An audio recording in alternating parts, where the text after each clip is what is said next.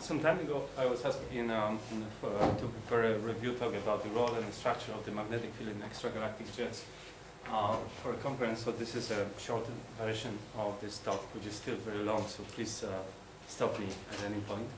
And I have to say, I'm not working directly on this issue I'm going to review today. I'm mostly working on particle acceleration and generation of the high energy emission in extragalactic jets, but of course the role and the structure of the magnetic field is central, the most important, I think, question regarding AGN jets. And so this talk is prepared with my, was prepared in collaboration with my current advisor, Roger Blandford. So I'm going to try to combine the, to review some theoretical ideas about the magnetic field in extragalactic jets, together with the most recent, with the results of the most recent numerical simulation, and also observational constraints to answer the question: what is the role and what is the structure of the magnetic field in extragalactic jets at different distances from the central engine? So one thing we have to keep in mind is that the extragalactic jets span big scale, big range of the spatial scales. So they are created close to the event horizon of supermassive black hole, which is 10 to 14 centimeters, and they propagate as a very well collimated relativistic outflows up to megaparsec scales. So this is like 10 to 24 centimeters. In other words, the extragalactic jets propagate to a 10 decade of the spatial scales, and the role of the magnetic field seems to be crucial. So I'm going to start from launching of the jet close to the black hole, and then go away, let's say, from the black hole up to the terminal structures observed at megaparsec scales like hotspots and lobes. So very few slides for the introduction. So the jets are made of magnetized fluids, and as most of the plasma in astrophysics, the jet plasma is collisionless. In particular, the Coulomb mean-free path for the particle-particle interaction is much longer than the scale of the system. And because that's why we call the plasma collisionless. And one can ask how the collisionless plasma can be treated as a fluid, and this is of course because of the magnetic field. So because of the interaction of the particles with magnetic turbulence, mean-free path for this interaction can be as short as the gyro radius of the particle. The fluid character of the jet plasma is assured. So this is already the most important role of the magnetic field in extragalactic jet, as well as in most of the astrophysical plasma. Namely, the magnetic field assures a fluid-like character of the plasma, and also this plasma is neutral because the screening length is much shorter than the scale of the system. So I will be talking about magnetic field, and maybe this is not needed, but let me just go very briefly through this preliminary. So of course magnetic field is described by the Maxwell equation, the Ampere, Faraday, Gauss, and Poisson laws. And this is for the few facts for the non-relativistic case. And of course, as I said, relativistic jets are extragalactic jets are relativistic. So to some extent, this and the next slide is not strictly valid. But so when we look at this equation, what we can say from order of magnitude analysis is that we can basically neglect electric field and the charges, because the electric field, when compared to the magnetic field, is smaller by the factor of velocity of the plasma, bulk velocity of the plasma in the units of speed of light. So in the case of non-relativistic outflows, we can neglect, for example, the displacement current or convecting currents associated with those terms in the equation. We can also write a non-relativistic Ohm's law, assuming that the plasma resistivity is a scalar.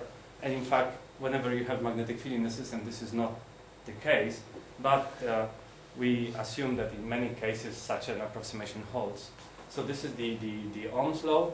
And when we combine the Maxwell equation with the non-relativistic Ohm's law, we get the well-known induction equation for the magnetic field. So namely, the evolution of the magnetic field consists of advection of the magnetic field with the plasma and diffusion of the magnetic field from the system. And the appropriate diffusion coefficient depends on the resistivity of the plasma. The relative importance of this term is given by the magnetic Reynolds number, which is just the ratio of the time scale for the magnetic field to diffuse from the system to the time scale for the magnetic field to be advected. This is the ratio, and of course the plasma. So the plasma drags magnetic field, and the magnetic field acts back on the plasma through the Lorentz force, which and this Lorentz force, there are two terms basically. One is the tension of the magnetic field lines, and the other one is a pressure, magnetic field pressure. So these are like the magnetic Reynolds numbers and Lorentz force. These terms will appear during the talk further out. So we can make a further approximation that we hope are valid in case of astrophysical plasma. And the main approximation is the ideal MHD, namely a perfect conductivity limit. We assume that the resistivity is 0, so in other words, we can neglect the diffusion term in the induction equation, and we assume steady state. So then there is a set of equations describing the evolution of the jet plasma, of course in a non-relativistic regime. So this limit implies the electric field vanishes in a plasma rest frame, and the magnetic field is just advected with the plasma. So the magnetic flux is conserved. It's well-known flux freezing. So this is, of course, the Lorentz force. And this is in the simplified induction equation, the continuity equation for the mass, the equation of state, and the equation of motion. And the one regime which is important and I'm going to talk about is the so-called force-free regime. Let's define the two main numbers that will also appear during the talk. Sigma parameter, which is the ratio of the energy density in magnetic field to the kinetic energy density of the plasma, which is basically the ratio of alpha velocity to the bulk velocity of the plasma. And the beta parameter, which is the ratio of the pressure of the particles and the magnetic field pressure. So if this sigma parameter is much larger than unity, so it means that the energy density in magnetic field is much larger than the energy in a matter, and the beta parameter is much less than unity, so the particle pressure doesn't matter, the magnetic pressure is the dominant one. We are in a force-free regime. That means that the magnetic field is basically in equilibrium with itself, so we have a balance between the magnetic field pressure and tension forces. As I said, in the Lorentz force, that can be decomposed into two terms, the tension and the pressure of the magnetic field, and balance between those two forces gives us the steady force-free state. So, starting about, now let's talk about launching of the jet and the role of the magnetic field in the jet. So we all know that the magnetic field is, what is established is that that the supermassive black hole in the center of the galaxy is the engine. So the jets are produced close to the black hole, accreting matter from the interstellar medium. So we know that the black hole is characterized only by the mass and the angular momentum, and no matter on the history of the formation of the black hole, and because of it, the black hole cannot have its own magnetic field. However, black hole can be merged into an external magnetic field if there are some currents outside of the black hole, outside of the event horizon, that supports magnetic field. And we don't know basically the energy density, the intensity of the magnetic field in the vicinity of the supermassive black hole in the center of the galaxies, but we can estimate something like the maximum intensity, and the maximum intensity of the magnetic field would correspond to the case when the magnetic field pressure equals the, for example, radiative pressure of the pressure of the radiation due to accreting matter. So as we all know, in the Eddington limit, the pressure of the accreting matter is equal to the pressure to the radiative pressure. And if we say that the maximum intensity of the magnetic field is of the same order, then this is the expected magnetic field intensity very close to the event horizon of the black hole. So just to have a scale, so this gravitational radius of the black hole is of this order for the mass of the black hole in units 10 to 8 solar masses, and the supermassive black holes are between 10 to 8, 10 to 9 solar masses. We define the dimensional parameter spin of the black hole, which is just the ratio of angular momentum to the mass. And we all know that in case of the spinning black hole, we have two critical surfaces, namely, of course, the gravitational radius, the event horizon, sorry, and the static limit. And the region in between of these two is called the ergosphere. So the particles, the photons can escape from the ergosphere. However, of course, they cannot escape from within the Schwarzschild radius. So also the Eddington luminosity for the mass of the black hole in units 10 to 8 solar masses is of the order 10 to 46 per second, and this is the effective angular frequency of the black hole. So these are the main parameters. So as I said, there is we expect that the black hole is the engine producing the extragalactic jets, and we can ask how much power is basically available, how much power we can extract. So the point is that the black hole, supermassive black hole, spinning black hole, embedded in a uniform magnetic field, acquire a quadruple distribution of the electric charges and a corresponding polar electric field. So in principle, the power can be extracted if we allow currents to flow between the equator and the pole of the black hole. So, in other words, the spinning black hole embedded in a uniform magnetic field behaves like a unipolar inductor. And the potential drop we can estimate very, very roughly. So if we just make the integral here, we see that just the combination of the standard of the Maxwell equation tells us that this potential drop this is the only relevant part, because here the velocity, if the currents flow like this, the velocity is parallel to the magnetic field, and here magnetic field is 0, so this is the only part that matters. And this is the potential drop for the mass of the black hole and the angular momentum of the black hole. So, for the if we use this potential drop to accelerate particles, for example, the maximum energy for the particle with charge E would be of this order. And this is very interesting because these are the maximum energies of cosmic rays detected by, for example, Pierre Auger Observatory. And so how much power? Again, the combination of the Maxwell equation gives us this order of magnitude level, 10 to 45 erg per second for rapidly rotating black holes. So this is the maximum angular momentum of the black hole, and we see that it depends on it is a strong function of the spin of the black hole. So how to extract this power was the appropriate process was proposed by Blanford and Snaig in 1977.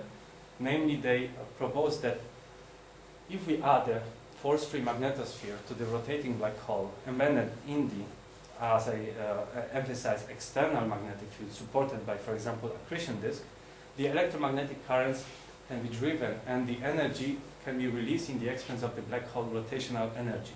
So this is the so-called reducible mass of the black hole. Of course, we cannot reduce the mass of the black hole, but in case of the rotating black hole, there is a reducible mass of the black hole. And for example, for the maximum rotating black hole, this is of the order of this is the total energy that can be extracted.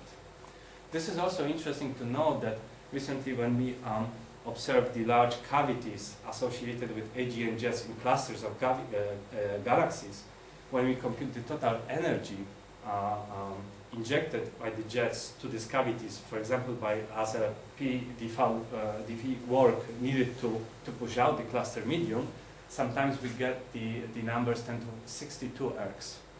And this is, in my opinion, dangerously close to the total energy. So the idea that the whole cluster heating, the removing of the cooling flow problem, etc., by AGN jets is not that really easy because the energetic constraints are really tight. So anyway, the Blandford-Znajek process looks very roughly like this. Magnetic field is, we assume some external magnetic field. We have a rapidly rotating black hole. And magnetic field is dragged from outer distances by the accreting matter and amplified. The Blandford-Znajek assume, for example, that the magnetic field on this large scale outside of the black hole is initially colloidal, aligned to the black hole spin, supported by the accretion disk with the maximum intensity, as I said. Due to the frame dragging effect, magnetic field in the ergosphere is forced to rotate with the angular velocity as measured by the distance non-rotating observer. And that is because in the ergosphere there is no static observer. So in every observer within the ergosphere have to rotate in the same sense as a black hole. So in other words, if we have magnetic field, in the ergosphere we have electric field in every frame. And because of the strong magnetic field, strong rotating magnetic field, the vacuum is unstable to the pair creation.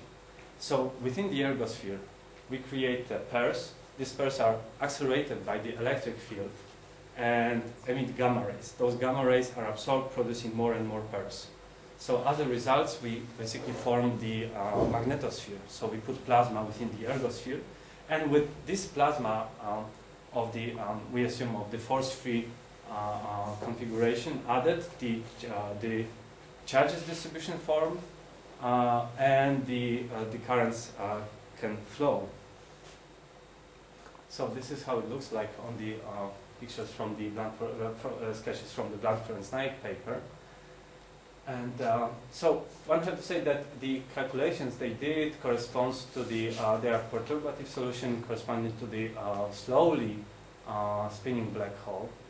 And they assume some particular so-called split monopole geometry for the magnetic field.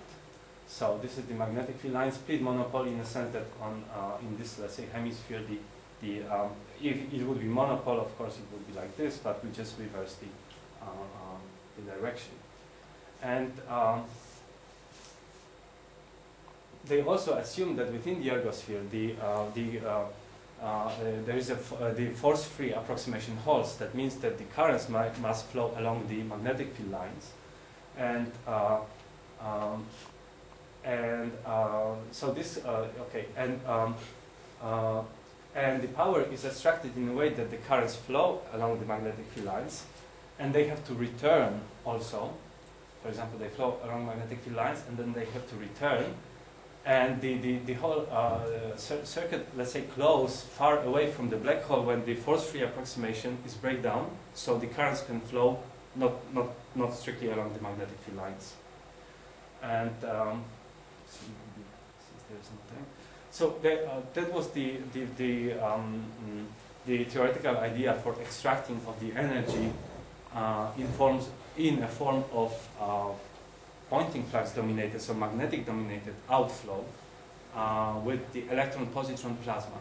And of course it was criticized since then by several authors because, for example, we don't know if force-free steady-state magnetosphere really formed around the black hole that was just postulated.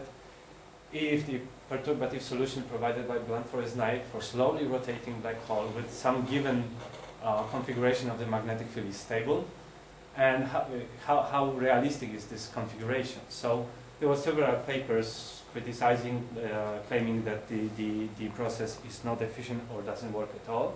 And basically those questions can be addressed now by MHD simulations. So let me go very quickly through those simulations. So first simulation addressing those issues were performed by those authors in early 2000. So they had the ideal MHD code, or general relativistic effect, of course. So they put the rapidly spinning black hole in a strong magnetic field. They assume as an initial configuration colloidal magnetic field, and cold plasma, cold in the sense that the pressure doesn't matter, but still this is not force-free, this is MHD, so the beta parameter is much less than unity, but sigma is not. Sigma is also less, sorry. And those simulations were very short. So what this author showed, this is, for example, a different time of the simulation, and this is toroidal magnetic field with the arrow showing the accretion. So the plasma quickly starts to fall into the black hole, and magnetic field starts to be quickly twisted by the differential rotation close to the black hole critical surface. However, they did not observe the crossing of the black hole through the event horizon, simply because the simulations were very short. And so the magnetic field is dragged to the black hole, within the ergosphere is twisted azimuthally, creating a toroidal component. So at the beginning we have colloidal component, and within the equatorial plane we start to, because of this twisting, form the toroidal component of the magnetic field. And because of the tension of the twisted magnetic field lines, there is a force in the opposite direction, and as a result the plasma gets the negative energy. When the plasma with the negative energy cross the event horizon, the energy is in the expense of the rotation energy of the black hole is flowing out through the critical surface, and as in a form of torsional Alphen wave along the magnetic field lines.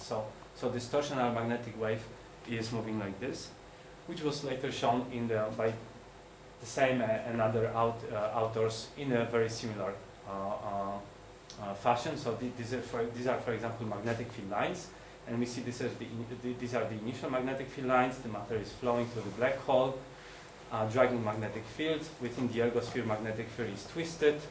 Plasma with negative energy moves toward the black hole, and the torsional Alphen waves is released out, along the magnetic field lines out.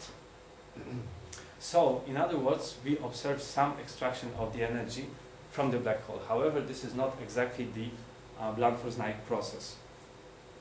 And later, very important papers by Komisarov, who performed much longer simulation, general relativistic, force-free, so he developed the code for the force-free simulation.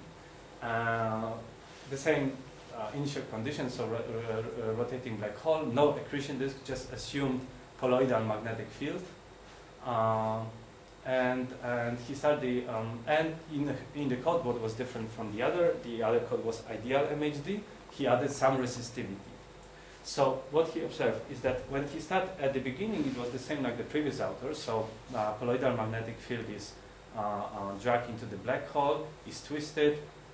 There is a torsional wave at the beginning. However, because of the resistivity, Komisarov observed the changes in the magnetic topology because of the reconnection within the equatorial plane. And in this simulation, magnetic field indeed crossed the event horizon.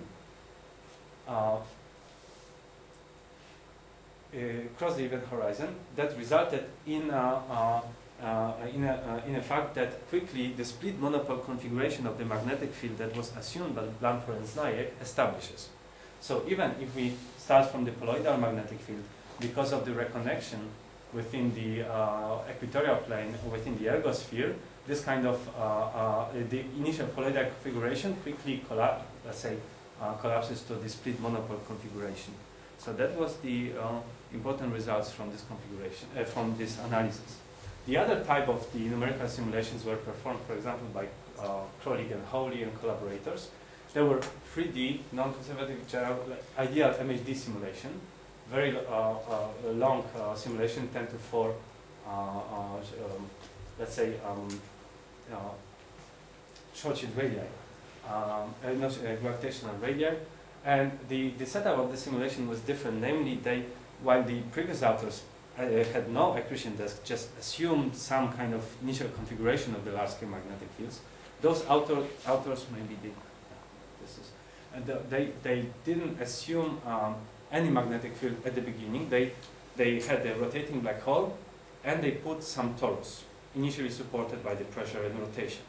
And within the torus, which was just matter dominated, that they put a small colloidal loops of the magnetic field and started the simulation. So what they observed is that as a result of MRI instability within the disk, the colloidal magnetic field is quickly amplified within the disk, accretion starts, and the large-scale colloidal magnetic fields start to be created within the disk on the scale of the torus.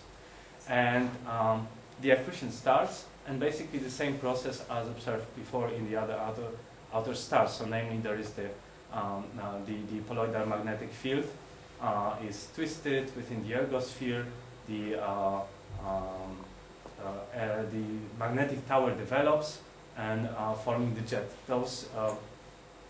In those simulations, also what was observed is that the outflow was a two-component one, the spine, which is dominated by the Poynting flux and the colloidal magnetic field, and the matter dominated what's so-called a funnel wall. So also in this simulation, also the corona was the disk corona was created self-consistently within the simulation. So they didn't add anything. They just had, as I said, the black hole plus the torus at the beginning. And similar simulations were performed by McKinney and Gami, and the code was slightly different, so different coordinates. It was conservative, so most likely slightly different, but the same things were observed. Namely, that was the beginning of the simulation, black hole and the torus. They added small loops of the colloidal magnetic field within the torus. When they start the simulation, the magnetic field started to be amplified because of the MRI instabilities, turbulized, the accretion started, the corona it was created immediately, and the outflow started. So this is, for example, the rest density indicated by the color, and here is the colloidal magnetic field indicated by contours. So the very similar result, the outflow in a center dominated relativistic, moving with the bulk velocity close to the speed of light, and dominated by the magnetic field, colloidal magnetic field, and the matter dominated slower outflow.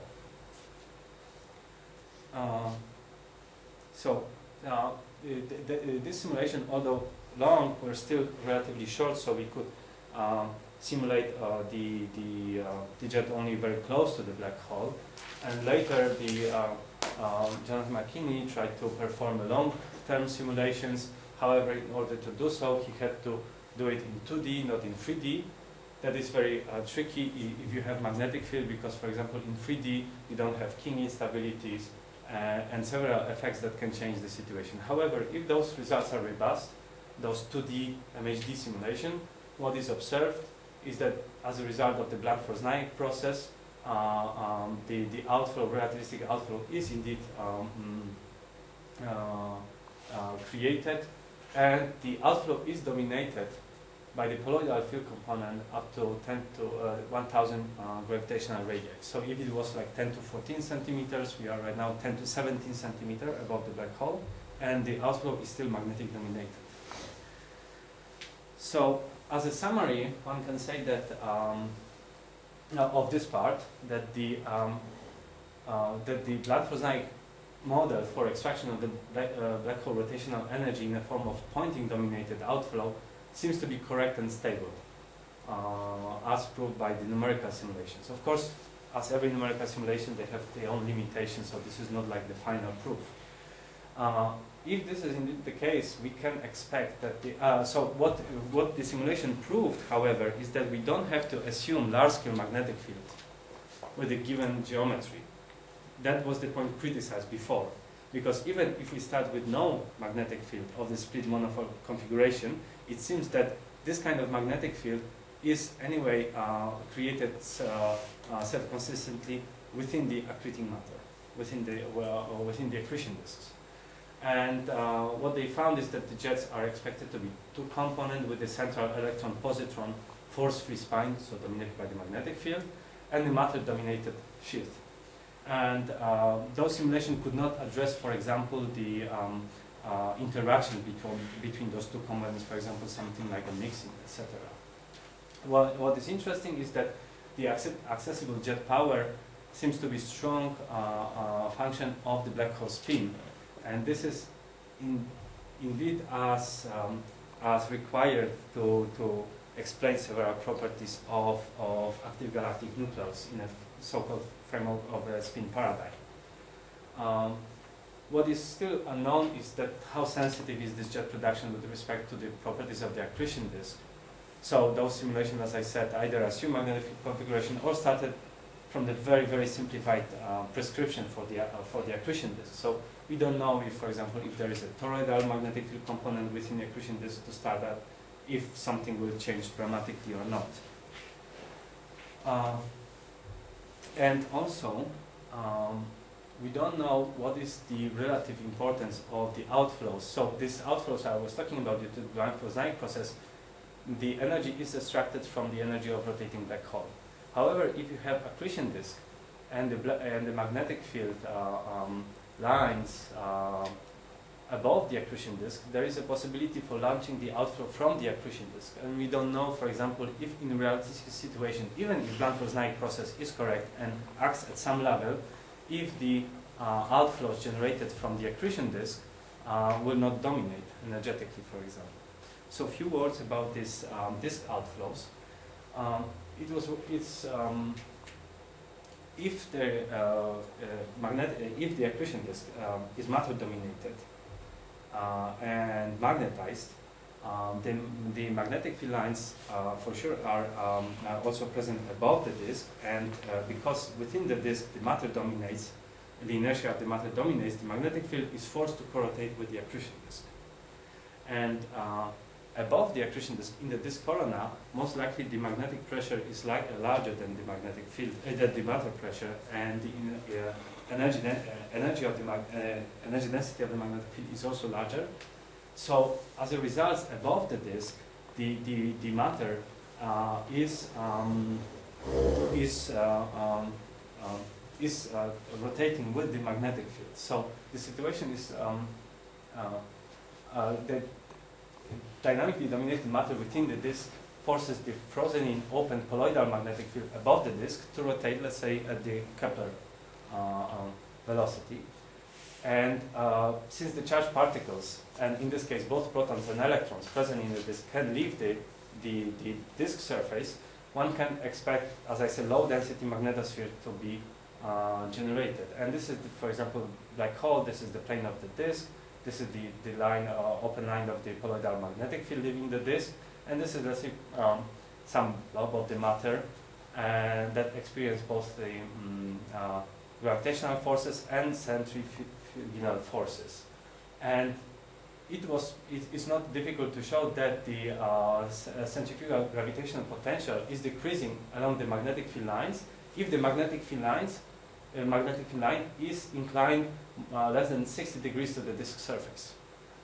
So, in other words, if this condition is fulfilled, this blob of the matter will accelerate along the magnetic field line. And that's the idea for launching the jet and accelerating the outflow from the disk. And so again, the same like Planck-Rosnaik process, this scenario discussed by Planck for active galaxies was discussed before for rotating star, etc.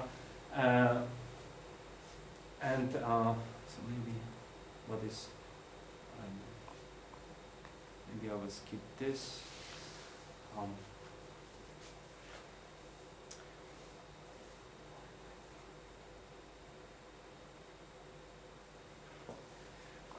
Sorry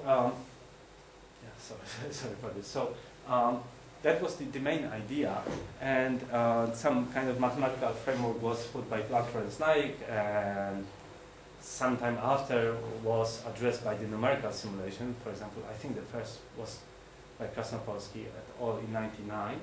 So there was some particular setup of the simulation. For example, those authors assumed the Keplerian disk, some scaling of the magnetic field within the disk with the radius from the black hole and the density, etc.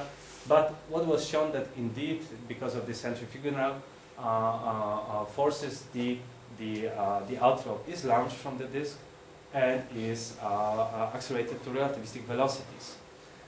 what it should be noted that although we said that centrifugal forces, this is magnetic field which is driven the outflow and causing the acceleration. So the whole model is relatively complicated mathematically. So when we look at the equation, this is a steady state, the same equation as before, ideal steady state MHD. We assume symmetry, so we have radial and azimuthal component, and distance from the vertical distance from the black hole, so we decompose magnetic field, and all the other vectors as colloidal and toroidal. And when we combine those equations, assuming the axis symmetry, we get the Grad-Shafranov equation plus several surface functions. This is the definition of the surface function f, such as mass loading, angular velocity, etc. It means that those mass functions have to be constant on the magnetic surfaces. This is, however, complicated because, so firstly, the whole idea is very general because it can be applied to protostellar object, gamma reverse, pulsar wind nebula, active galaxies. However, the obtained Grad-Shafranov equation is very complicated mathematically, and with several singularities at critical points where that we don't know a priori, right? So we have to just for any given configuration calculate where for example, the fluid velocity equals the speed of backward propagating Alphen waves or fast magnetosonic waves, etc. So many solutions were discussed in the literature, many simulations, and this is the list of some of the papers only. However, the general idea is the same. So once again, this is a disk. This is from some review by Hans Pruitt. So this is a disk. We assume that within the disk corona, just above the disk, there is a force-free approximation holds, namely the magnetic field dominates over the inertia and the pressure of the matter. And due to these centrifugal forces, the matter leaving the disk surface is accelerated along the magnetic field lines, which are forced to corrotate with the disk, as I said. And this acceleration can happen only up to Alphen surface. An Alphen surface, colloidal Alphen surface, is when the colloidal velocity is equal to the Alphen velocity. Note that here, when the matter is accelerated to the Alphen velocity, the force-free approximation doesn't hold anymore. So if here is a force-free hold, so the inertia of the matter is negligible, beyond the Alphenic surface is not negligible anymore. As a result, beyond the Alphen surface, so here the magnetic field corrotates within the disk, and the matter just goes along the magnetic field lines. However, beyond the Alphenic surface, the inertia of the matter starts to matter and is twisting magnetic field. So as a result, we create something like a helical structure of the magnetic field. So from pure colloidal magnetic field, we create a toroidal magnetic field. And this is the very nature of the toroidal magnetic field, that the outflow with the toroidal magnetic field is self-collimated because of the so-called hoop stresses. So this configuration there is a current here. So J cross B force tries to collimate the outflow. So we expect again launching of the jet from the disk, and then beyond the Alphenic surface, the generation of the toroidal magnetic field that collimates and accelerates the outflow. So just one thing, that in such a case, due to the tension of the curved magnetic field, the magnetic forces try to collimate the jet in the expense of the pointing flux, and as a result, the pointing flux is reduced, and there is a gradient of the magnetic field that accelerates the jet. So this configuration both collimates the jets because of the tension and accelerates the jet because of the pressure, magnetic field pressure. Such a configuration is also unstable for the current-driven instabilities. We know that the matter-dominated jets are unstable for the Kelvin-Helmholtz instabilities, for which the source is relative kinetic energy between the outflow and the ambient medium. So we have relativistic, let's say, jet, the ambient medium, and in between there is a chill layer, due to interaction of the jet with the ambient medium, which is unstable for Kelvin-Helmholtz instabilities. In case of magnetic dominated jets, we have also current-driven instabilities that can rearrange magnetic field configuration, leading to disruption and of the outflow, more enhanced energy dissipation, etc. And dominant modes of this is for example the outflow with the toroidal magnetic field, and two main types of these current-driven instabilities is a so-called pinch one and the king one instabilities. So these are, in case of the electromagnetic jets with dominating toroidal magnetic fields, we always deal with those instabilities whose role is so far not known. So we don't know if the king instabilities, for example, will disrupt the jet or not, if they just lead to slightly more energy dissipation, or are crucial, for example, for further acceleration of the jet. But because I don't have much time, I will just skip it.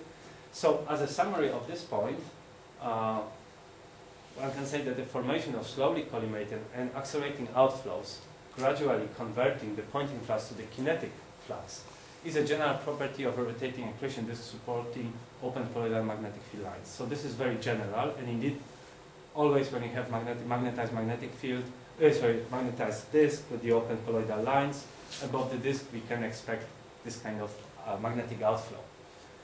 Such outflows are expected to be composed of electron-proton plasma, as opposed to, for example, pure Blanford-Naik jet, which is electron-positron jet, and should have just soon after the alphenic surface, which is very close to the gravitational radius, dominant toroidal magnetic field.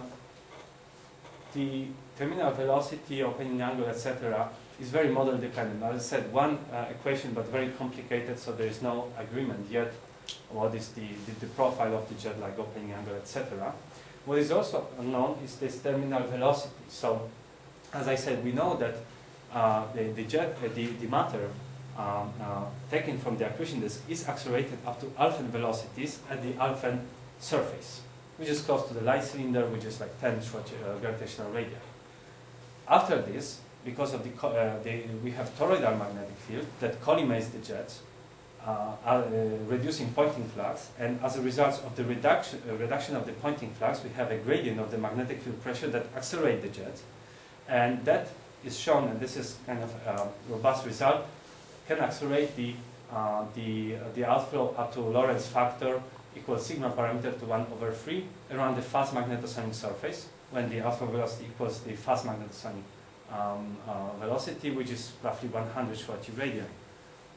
This sigma is almost the same sigma as defined before, so it's basically the ratio of the magnetic field energy density to the kinetic energy of the matter. What is unknown is efficiency of this process, the role of the instabilities, different structure of the accretion disk, but what is the most crucial is that this is still very close to the black hole, and it's maybe not enough to what is needed for AGN jets. And many authors claim that the acceleration further beyond the fast magnetosonic surface is possible, up to the maximum allowed Lorentz factor equals sigma parameter, namely when the whole Poynting flux is just converted to the kinetic flux of the outflow, and we don't know, however, if it can happen and when it happens. So the second part of the talk, I don't know how much time I have. I should finish. Okay. So this is like half of the talk, and in the second half, I wanted to present observational constraints. So in a summary, what we know from the jet launching is that we expect, we need magnetic field to launch the jet. There is basically no other model for launching powerful jets in active galaxies without magnetic field. So we have to have magnetic field. All the models, so both like extraction of the energy from the black hole or from the accretion disk,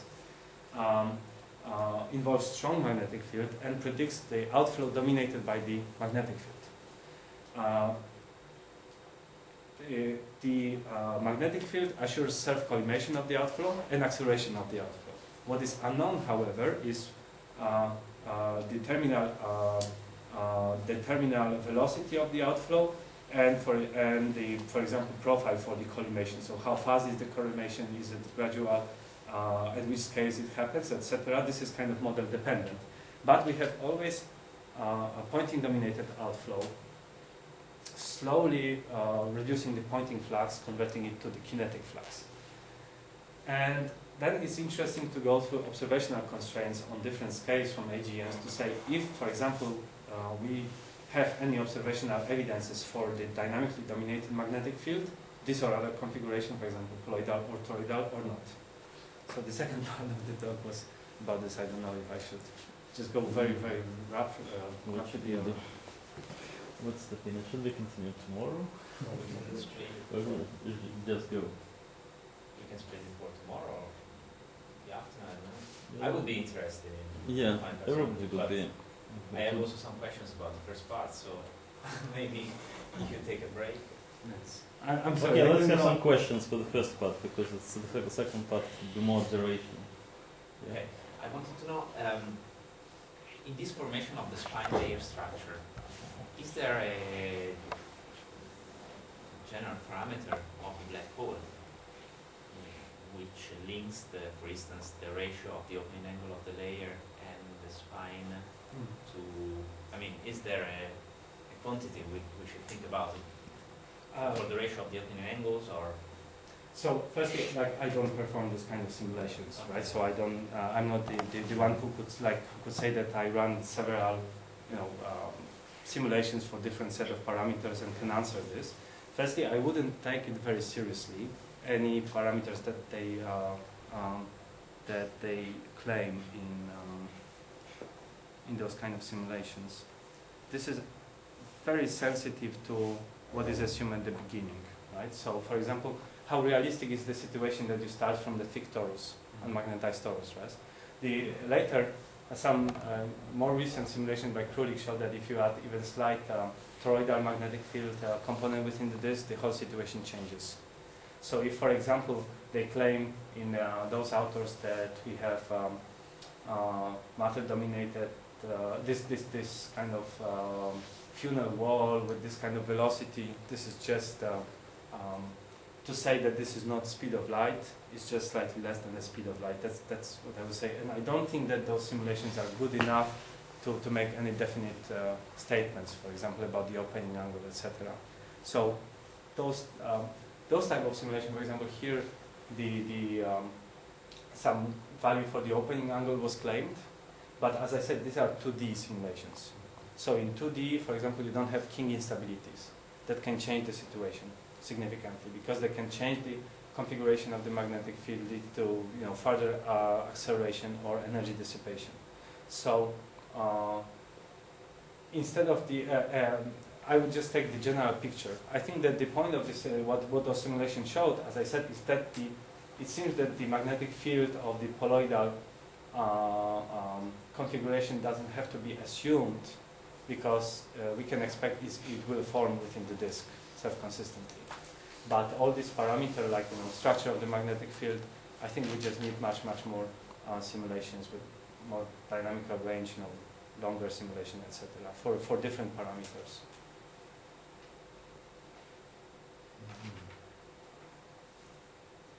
So, this may be a dumb question, but what's the connection between the Penrose process and the Blandford-Sanchez process?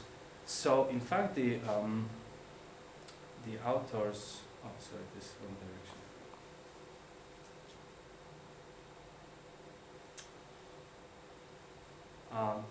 This type of so what those authors saw in their simulation, they call this electromagnetic Penrose process, the equivalent of the electromagnetic Penrose process.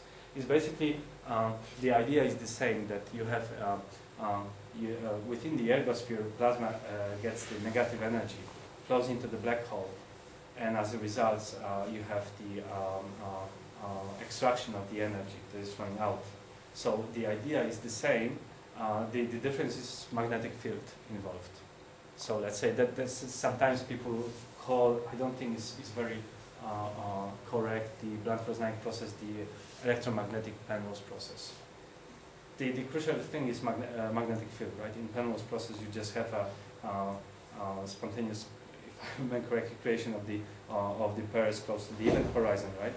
And it's also the rotation is needed, right, for one particle to go on the negative energy orbit. So my understanding of the Penrose process is you've got some particle in the ergosphere, and if you split it in two and make half of it fall in and half of it go out, you've extracted some energy from the system. You extract the energy if one of these created particles goes on the orbit with negative energy. So that's for example the case here, that the plasma gets negative energy because of the tension of the curved magnetic field in the equatorial plane of the magnetic field, because every observer had to, as I said, rotate within the ergosphere, but because of the tension there is a force in opposite direction. So the negative energy, the plasma gets negative energy within the ergosphere, and if it flows through the gravitational radius, the energy can be extracted in this way. So this is of course an analogous process. So it's a way of, so the Blanford-Znaick thing process is a way of realizing the Penrose process, and you're putting the energy into the magnetic field. Is that? Yes, it's extraction of the rotational energy of the black hole with magnetic field. Yeah.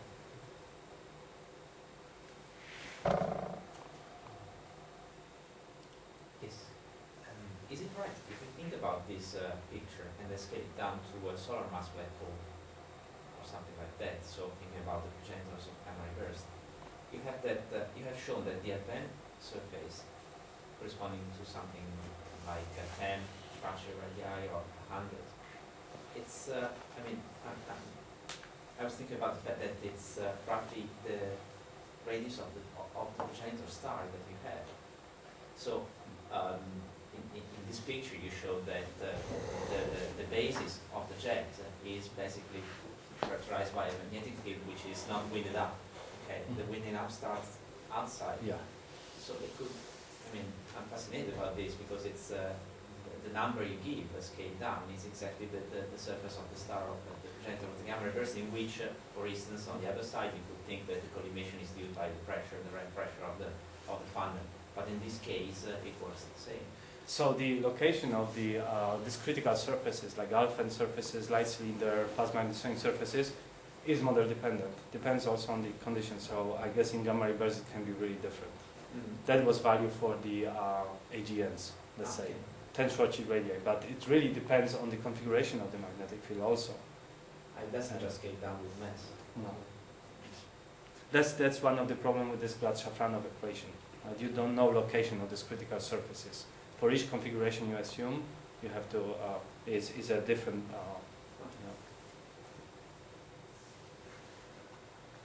These things to work, you have to have a seeding magnetic field in the system. Yes. There has to be a magnetic field in the system.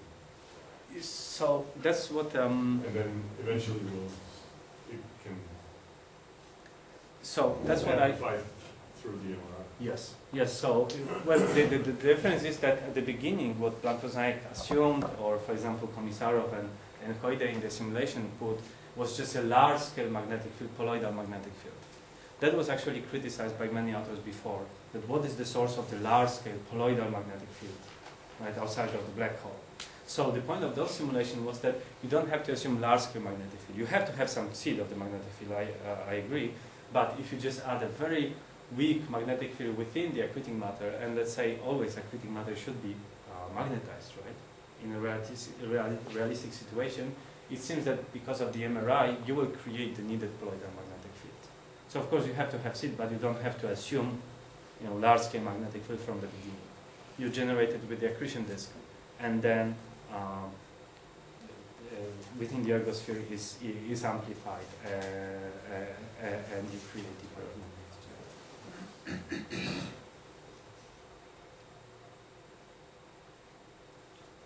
Okay, I will propose them to finish for today, but then I think we will talk to Lukas and we organize another seminar for a second half of your talk, Okay. right? It was a blazer phenomena and what? So And radio galaxies actually, right? yeah, so